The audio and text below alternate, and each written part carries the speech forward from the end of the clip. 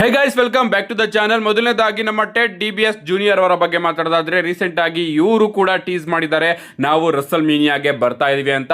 And ಇದನ್ನ ನಾವು ಯಾವ ರೀತಿ ತಗೋಬೇಕು ಅಂತ ಗೊತ್ತಿಲ್ಲ. ನಿಮ್ಗೆ ಗೊತ್ತಿರಬಹುದು, ವೈಪರ್ ರ್ಯಾಂಡಿ ಓಟನ್ ಅವರ ಸ್ಟೋರಿ ಲೈನ್ ಈಗ ಯಾವ ರೀತಿ ನೋಡೋದಕ್ಕೆ ಸಿಗ್ತಾ ಇದೆ ಅಂತ. ರ್ಯಾಂಡಿ ಓಟನ್ ಅವರು ಯಾರ ಜೊತೆನೋ ಫೋನ್ ನಲ್ಲಿ ಮಾತಾಡ್ತಾ ಇದ್ದಾರೆ. ಅಂಡ್ ಆ ಫೋನ್ ನಲ್ಲಿ ಮಾತಾಡ್ತಾ ಇರ್ತಕ್ಕಂತಹ ವ್ಯಕ್ತಿ ಯಾರು ಅನ್ನೋದನ್ನ ಡಬ್ಲ್ಯೂ ಅವರು ಇನ್ನೂ ಕೂಡ ರಿವೀಲ್ ಮಾಡಿಲ್ಲ. ಅಂಡ್ ಈಗ ರೀಸೆಂಟ್ ಆಗಿ ನಮ್ಮ ಟೆಡ್ ಡಿಬಿಎಸ್ ಅವರು ಕೂಡ ಒಂದು ಪಾಡ್ಕಾಸ್ಟ್ ಅಲ್ಲಿ ಯಾರ ಜೊತೆನೋ ಫೋನ್ ನಲ್ಲಿ ಮಾತಾಡ್ತಾ April 19th loss Vegas book it ಅಂತ ಹೇಳ್ತಾರೆ. ಸೊ ಇವ್ರ ಜೊತೆನೇ ನಮ್ಮ ರ್ಯಾಂಡಿ ಓಟನ್ ಅವರು ಮಾತಾಡ್ತಾ ಇರೋದು. ಇವರೇನ ಹಾಗಾದ್ರೆ ಆ ಸರ್ಪ್ರೈಸ್ ಕಾಲರ್ ಏನು ಕೂಡ ಗೊತ್ತಿಲ್ಲ, ಬಟ್ ನನ್ನ ಪ್ರಕಾರ ಇವರು ಆಗಿರೋದಿಲ್ಲ ಅಂತ ಅನ್ಕೋತೀನಿ. ಯಾಕಂದ್ರೆ ಟೆಡ್ ಜೂನಿಯರ್ ಅವರಿಗೆ ಯಾರು ತಾನೇ ಸಿಕ್ಕಾಪಟ್ಟೆ ಎಕ್ಸೈಟೆಡ್ ಆಗಿರ್ತೀರ ಅಲ್ವಾ.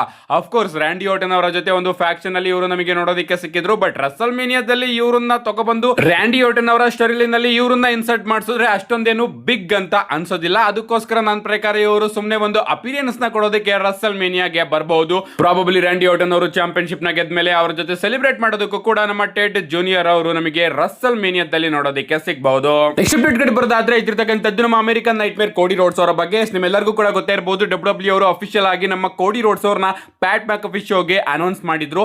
ನಿನ್ನೆ ರಾತ್ರಿ 10:00 ನಮ್ಮ ಕೋಡಿ ರೋಡ್ಸ್ ಅವರು ಪ್ಯಾಟ್ ಮ್ಯಾಕಫಿ ಶೋಗೆ ಬರಬೇಕಾಗಿತ್ತು, ಬಟ್ ಸಡನ್ ಆಗಿ ಡಬ್ಲ್ಯೂ ಅವರು ಅದನ್ನ ಕ್ಯಾನ್ಸಲ್ ಮಾಡ್ತಾರೆ ಅಂತಾನೆ ಹೇಳ್ಬೇಕು. ಯಾಕಪ್ಪ ಅಂದ್ರೆ ಪ್ಯಾಟ್ ಮ್ಯಾಕಫಿ ಅವರ ಶೆಡ್ಯೂಲ್ ಹಾಗೆ ಕೋಡಿ ರೋಡ್ಸ್ ಅವರ ಶೆಡ್ಯೂಲ್ ಮ್ಯಾಚ್ ಆಗ್ಲಿಲ್ವಂತೆ. ಅದಕ್ಕೋಸ್ಕರ ಡಬ್ಲ್ಯೂ ಅವರು ಅದನ್ನ ಕ್ಯಾನ್ಸಲ್ ಮಾಡಿದ್ದಾರೆ. ಡಬ್ಲ್ಯೂ ಅವರು ಕ್ಯಾನ್ಸಲ್ ಮಾಡಿದ್ರು ಅಥವಾ ಕೋಡಿ ರೋಡ್ಸ್ ಅವರೇ ಹೋಗ್ಲಿಲ್ಲ, ನನಗಂತೂ ಗೊತ್ತಿಲ್ಲ. ಐ ಥಿಂಕ್ ಡಬ್ಲ್ಯೂ ಅವರೇ ಕ್ಯಾನ್ಸಲ್ ಮಾಡಿದ್ದಾರೆ ಅಂತ ಅನ್ಕೋತೀನಿ. ಪ್ಲಾನ್ಸ್ ಗಳನ್ನ ಚೇಂಜ್ ಮಾಡಿರಬಹುದು ಡಬ್ಲ್ಯೂ ಅವರು. ಸೊ ಸದ್ಯಕ್ಕೆ ಸ್ಪೆಷಲ್ ಗೆಸ್ಟ್ ಆಗಿ ನಮ್ಮ ಕೋಡಿ ರೋಡ್ಸ್ ಅವರು ಪ್ಯಾಟ್ ಮ್ಯಾಕಫಿ ಅವರ ಶೋಗೆ ಬರಬೇಕಾಗಿತ್ತು, ಬಟ್ ಡಬ್ಲ್ಯೂ ಅವರು ಅದನ್ನ ಕ್ಯಾನ್ಸಲ್ ಮಾಡಿಸಿದ್ದಾರೆ. ಅಂಡ್ ರೀಸೆಂಟ್ ಆಗಿ ನಮ್ಮ ಪ್ಯಾಟ್ ಮ್ಯಾಕಫಿ ಅವರು ಕೂಡ ಹೇಳಿದ್ರು, ನನ್ನ ಹಾಗೆ ಡಬ್ಲ್ಯೂ ಸಂಬಂಧ ತುಂಬಾ ದೂರ ಆಗ್ತಾ ಆಗ್ತಾ ಆಗ್ತಾ ಹೋಗ್ತಾ ಇದೆ ಅಂತ. ಅದು ಕೂಡ ಒಂದು ರೀಸನ್ ಇರಬಹುದು. ಏನೇ ಆಗ್ಲಿ, ಪ್ಯಾಟ್ ಮ್ಯಾಕಫಿ ಅವರ ಶೋಗೆ ನಮ್ಮ ಕೋಡಿ ರೋಡ್ಸ್ ಅವರು ಬಂದಿದ್ರೆ ಚೆನ್ನಾಗಿರೋದು. ಈಗ ಬಂದಿಲ್ಲ. ಸ್ಮ್ಯಾಕ್ ಡೌನ್ ನಲ್ಲಿ ನಮಗೆ ಕೋಡಿ ರೋಡ್ಸ್ ಅವರ ರಿಟರ್ನ್ ನೋಡೋದಕ್ಕೆ ಸಿಗುತ್ತೆ.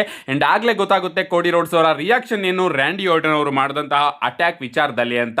ನೆಕ್ಸ್ಟ್ ಅಪ್ಡೇಟ್ ಕಡೆ ಬರೋದಾದ್ರೆ, ಇದಿರ್ತಕ್ಕಂಥದ್ದು ಕೂಡ ಕೋಡಿ ರೋಡ್ಸ್ ಅವರ ಬಗ್ಗೆನೇ. ನಿಮ್ಗೆ ಗೊತ್ತಿರಬಹುದು, ಕೋಡಿ ರೋಡ್ಸ್ ಅವರ ಜೊತೆ ಈಗ ಟೂರ್ ಬಸ್ ಕೂಡ ಇದೆ. ಅಂಡ್ ಅದನ್ನು ಕೂಡ ಡಬ್ಲ್ಯೂ ಅವರು ಈಗ ಮಾರಾಟಕ್ಕೆ ಇಟ್ಟಿದ್ದಾರೆ. ಮಾರಾಟಕ್ಕೆ ಅಂದ್ರೆ ಟೂರ್ ಬಸ್ ನ ವಿಸಿಟ್ ಮಾಡೋದಕ್ಕೂ ಕೂಡ ಟಿಕೆಟ್ ಗಳನ್ನ ಮಾರಾಟ ಮಾಡ್ತಾ ಇದ್ದಾರೆ. ಅಂಡ್ ಈಗಾಗಲೇ ಎಲ್ಲಾ ಟಿಕೆಟ್ ಗಳು ಕೂಡ ಮಾರಾಟ ಆಗಿದೆ. $9 ಟಿಕೆಟ್ ಅಂತಾನೆ ಹೇಳ್ಬೇಕು. ಸೊ ಇದರಲ್ಲಿ ಸಿಂಪಲ್ ಆಗಿ ಫ್ಯಾನ್ಸ್ ಗಳು ಕೋಡಿ ರೋಡ್ಸ್ ಅವರ ಟೂರ್ ಬಸ್ ಇದೆಯಲ್ಲ ಅದನ್ನ ಹೋಗಿ ಎಕ್ಸ್ಪ್ಲೋರ್ ಮಾಡಬಹುದು. ಅಂದ್ರೆ ಏನೇನಿದೆ ಹೇಗಿದೆ ಅಂತ ನೋಡೋದಕ್ಕೇನೆ $9 ಟಿಕೆಟ್ ನ ಡಬ್ಲ್ಯೂ ಅವರು ಅನೌನ್ಸ್ ಮಾಡಿದ್ರು. ಅಂಡ್ ಈಗ ಅದೆಲ್ಲದೂ ಕೂಡ ಕಂಪ್ಲೀಟ್ ಆಗಿ ಸೋಲ್ಡ್ ಔಟ್ ಆಗಿದೆ.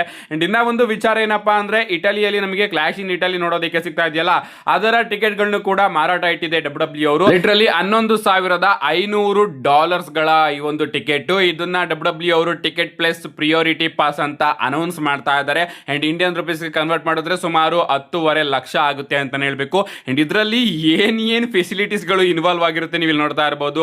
ಫ್ರಂಟ್ ರೋನ ಟಿಕೆಟ್ ನಮಗೆ ನೋಡೋದಕ್ಕೆ ಸಿಗುತ್ತೆ ಕ್ಲಾಶ್ ಇನ್ ಇಟಲಿಯಲ್ಲಿ. ಅಷ್ಟೇ ಅಲ್ಲ, ಏನೇನ್ ಫೆಸಿಲಿಟೀಸ್ ಗಳಿದೆ ಅಂತ ನೀವು ಇಲ್ಲಿ ನೋಡ್ತಾ ಇರಬಹುದು. ಸೂಪರ್ ಸ್ಟಾರ್ಸ್ ಗಳ ಜೊತೆ ವೈನ್ ಕೂಡ ಟೇಸ್ಟ್ ಮಾಡಬಹುದಂತೆ, ಬ್ಯಾಕ್ ಸ್ಟೇಜ್ ನ ಎಕ್ಸ್ಪ್ಲೋರ್ ಕೂಡ ಮಾಡಬಹುದಂತೆ, ಪ್ರೈವೇಟ್ ಪಾಸ್ತಾನು ಕೂಡ ಅವರು ಮೇಕ್ ಮಾಡಬಹುದಂತೆ ಡಬ್ಲ್ಯೂ ಸೂಪರ್ ಸ್ಟಾರ್ಸ್ ಗಳ ಜೊತೆ. ಅಂದ್ರೆ ಸೂಪರ್ ಸ್ಟಾರ್ಸ್ ಗಳ ಜೊತೆ ಸೇರ್ಕೊಂಡು ಪಾಸ್ತಾನು ಕೂಡ ಅವರು ಟೇಸ್ಟ್ ಮಾಡಬಹುದಂತೆ.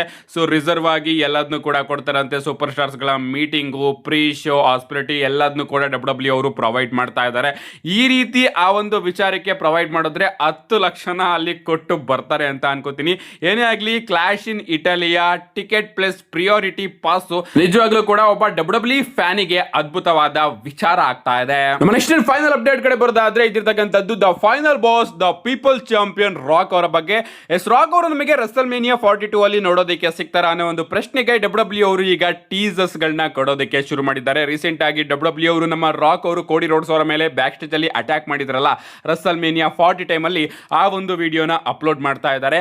ಅಷ್ಟೇ ಅಲ್ಲ, recent Monday night back stage ಅಲ್ಲೂ ಕೂಡ ಡಬ್ಲ್ಯೂ ಪ್ರೊಡಕ್ಷನ್ ಟ್ರೆಕ್ ಅಲ್ಲಿ ರಾಕ್ ಅವರ ಬ್ಯಾನರ್ ನಮಗೆ ನೋಡೋದಕ್ಕೆ ಸಿಗ್ತಾ ಇದೆ. ನೀವು ಕೂಡ ಇಲ್ಲಿ ಗಮನಿಸ್ತಾ ಇರಬಹುದು. ಅಂಡ್ ಇದನ್ನ ನೋಡಿ ನನಗೆ ಇದು ಟೀಸ್ ಅಂತ ಅನ್ಕೋಣ ಅಥವಾ ಡಬ್ಲ್ಯೂ ಅವರು ನಾರ್ಮಲ್ ಆಗಿ ಆಗ್ತಾ ಇದ್ದಾರೆ ಅಂತ ಅನ್ಕೋಣ, ಏನು ಕೂಡ ಗೊತ್ತಾಗ್ತಾ ಇಲ್ಲ.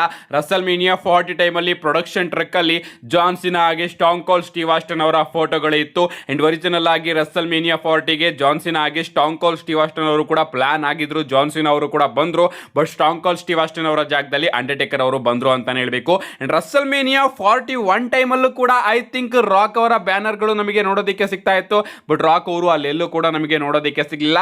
ಅಂಡ್ ಈಗ ಗೈಸ್ ಚಾನ್ಸಸ್ ಗಳು ಪ್ರಾಬಬ್ಲಿ ಇದೆ ಅಂತ ಅನ್ನಿಸ್ತಾ ಇದೆ. ಅಂಡ್ ಅದಕ್ಕೋಸ್ಕರ ಡಬ್ಲ್ಯೂ ಅವರು ಟೀಸರ್ಸ್ ಗಳನ್ನು ಕೂಡ ಕೊಡೋದಕ್ಕೆ ಪ್ರಾರಂಭ ಮಾಡಿದ್ದಾರೆ.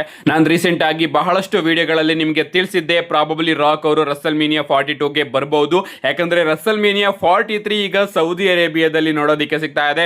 ಒಂದು ಪ್ರಾಬಬ್ಲಿ ರಾಕ್ ಅವರು ಬಂದು ರೋಮನ್ ರೈನ್ಸ್ ಅವ್ರನ್ನ ಕಾಸ್ಟ್ ಮಾಡಿಸಬಹುದು. ಅಂಡ್ ಹಿಂಗೆ ಡಬ್ಲ್ಯೂ ಅವರು ಒಂದು ವರ್ಷಕ್ಕಿಂತ ಮುಂಚೆನೆ ರಾಕ್ ಆಗಿ ರೋಮನ್ ರೈನ್ಸ್ ಅವರ ಮ್ಯಾಚ್ ನ ರಸಲ್ ಮೀನಿಯಾ 43ಗೆ ಅಫಿಷಿಯಲ್ ಆಗಿ ಕನ್ಫರ್ಮ್ ಮಾಡಬಹುದು. ಈ ರೀತಿ ಒಂದು ಸ್ಟೋರಿ ಲೈನ್ ಆಂಗಲ್ ನ ಡಬ್ಲ್ಯೂ ಅವರು ತಗೊಂಡು ಬರಬಹುದು ಅಂತ. ಏನೇ ಆಗಲಿ ಡಬ್ಲ್ಯೂ ಅವರು ಈ ಒಂದು ಟೈಮ್ ಅಲ್ಲಿ ಟೀಸರ್ಸ್ ಗಳನ್ನು ಕೂಡ ಕೊಡೋದಕ್ಕೆ ಪ್ರಾರಂಭ ಮಾಡಿದ್ದಾರೆ. ನೋಡೋಣ, ಇನ್ನೂ ಕೂಡ ರಸಲ್ ಮೇನಿಯಾ ಹತ್ರ ಬರ್ತಿದ್ದಂಗೆ ಇನ್ನೂ ಕೂಡ ಟೀಸರ್ಸ್ ಗಳು ಜಾಸ್ತಿ ಆಯ್ತಾ, ಅಪ್ಡೇಟ್ ಗಳು ಕೂಡ ಬಂದ್ರೆ ನಿಜವಾಗ್ಲೂ ಕೂಡ ರಸಲ್ ಮೇನಿಯಾ ಸೀಸನ್ ಕೂಡ ಅದ್ಭುತವಾಗಿರುತ್ತೆ. ನಿಮ್ಮ ಅನಿಸಿಕೆ ಏನು, ಇದ್ರ ಬಗ್ಗೆ ನಿಮ್ಮ ಅನಿಸಿಕೆನ ಕಮೆಂಟ್ ಮಾಡಿ ಅಂತ ಹೇಳ್ತಾ see you guys in my next video.